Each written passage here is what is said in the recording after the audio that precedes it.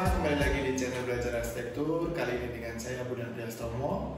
Dan di video kali ini kita akan membahas tentang stigma masyarakat, anggapan masyarakat mengenai profesi arsitek. Anggapan seperti apa itu? Tentu anggapan bahwa menggunakan jasa arsitek itu mahal. Nah, tapi apakah anggapan itu benar?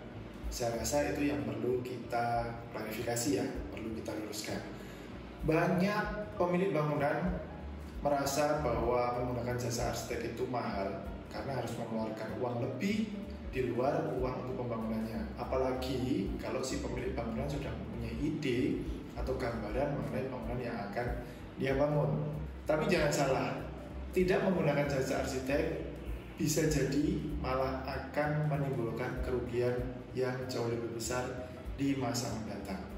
Nah, beberapa kerugian tidak menggunakan jasa arsitek, salah satunya yang pertama adalah itu dari segi struktur dan konstruksi. Perencanaan dari arsitek sudah memikirkan bagaimana struktur konstruksi yang efisien sehingga tidak berlebih dan juga tidak kurang. Bayangkan jika sebagai pemilik bangunan tidak mengetahui perencanaan itu, menggunakan struktur yang berlebih tentu akan menimbulkan biaya yang berlebih. Padahal sebenarnya nggak perlu sebesar itu, nggak perlu sebanyak itu.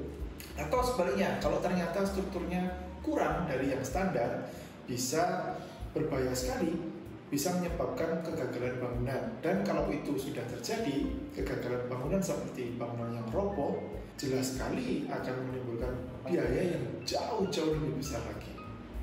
Nah, selain struktur utama, itu juga ada pemilihan material yang perlu diperhatikan. Bayangkan, Anda sebagai pemilik bangunan pada saat membangun, itu membeli material kemudian dipasang. Ternyata tidak cocok. Apa yang akan Anda lakukan?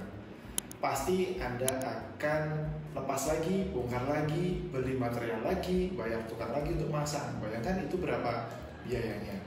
Berbeda kasusnya kalau sudah ada perencanaan di awal oleh arsitek, akan dibuatkan desain material mana yang cocok untuk bagian itu, material mana yang cocok untuk bagian ini, sehingga tidak ada lagi bongkar pasang material. Yang berikutnya adalah tentang peletakan dan dimensi ruang. Seorang arsitek itu terbiasa untuk mendesain ruangan disesuaikan dengan aktivitasnya, juga barang-barang yang mendukung aktivitas tersebut. Misalnya, sebuah ruangan yang didesain untuk kamar tidur, ya, itu seorang arsitek akan menghitung pergerakannya membutuhkan space sekian, membutuhkan ruangan sekian untuk bergerak. Pergerakannya apa saja sih? Kemudian di ruang itu furniture yang harus ada apa saja, dimensinya berapa standarnya, kemudian efisiensi penggunaan ruang yang ada di situ seperti apa, apakah menggunakan pintu yang swing atau pintu sliding dan sebagainya, sehingga ruangannya akan menjadi sangat efisien. Ruangan yang efisien akan membuat biaya menjadi efisien. Itu baru dari dimensi ruangan. Belum lagi peletakan ruang. Kalau Anda tidak tahu mengenai sirkulasi pergerakan ruang yang efisien, itu bisa jadi pergerakan yang ada di dalam sebuah bangunan itu menjadi sangat semrawut dan membutuhkan effort lebih, tenaga lebih si pengguna untuk mencapai ruang satu dengan yang lainnya. Nah, arsitek akan memikirkan bahwa seorang pengguna atau pengguna di bangunan itu mempunyai sirkulasi yang seperti ini, seperti itu, habitnya seperti apa, sehingga saya harus meletakkan ruangan ini di sini, sehingga ruangan ini kalau dari ruangan sana tidak terlihat, sehingga ruangan ini dari ruangan yang sana tidak terbaui dan sebagainya. Itu yang dipikirkan oleh arsitek. Nah, ada juga dari aspek utilitas seperti listrik dan air, kabel dan pipa.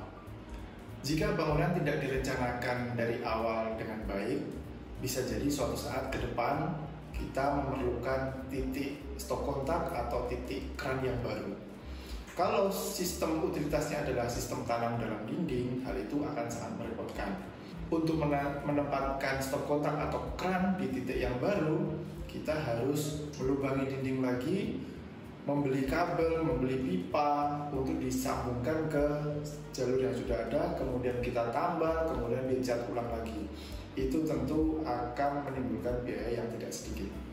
Nah, aspek berikutnya adalah tentang hemat energi. Banyak sekali kasus yang terjadi di mana bangunan yang sudah dibuat, sudah terbangun ini membutuhkan energi yang besar seperti listrik. Penggunaan energi listrik biasanya dipakai untuk lampu dan juga penghawaan. Padahal dengan perencanaan yang benar, lampu atau pencahayaan itu bisa disediakan oleh alam, yaitu matahari, dan penghawaan juga disediakan oleh alam, oleh angin alami.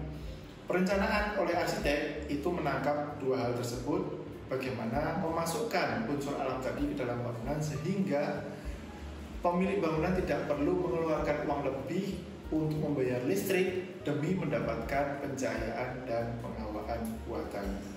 Selain masalah desain, ada juga aspek yang sangat penting, yaitu masalah hukum.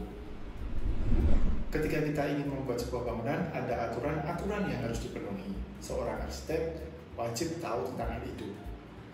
Bayangkan kalau kita tidak mengetahui tentang aturan tersebut, kemudian bangunan kita ternyata melanggar, pemilik bangunan harus membayar denda. Oh iya, ternyata nggak cuma denda loh, bisa jadi harus ada pembongkaran bangunan. Serem kan? Nah, kerugian lainnya adalah pada sisi waktu dan tenaga. Kalau Anda tidak menggunakan jasa arsitek, Anda harus meluangkan waktu, meluangkan tenaga untuk memikirkan perencanaan dari bangunan yang akan Anda bangun.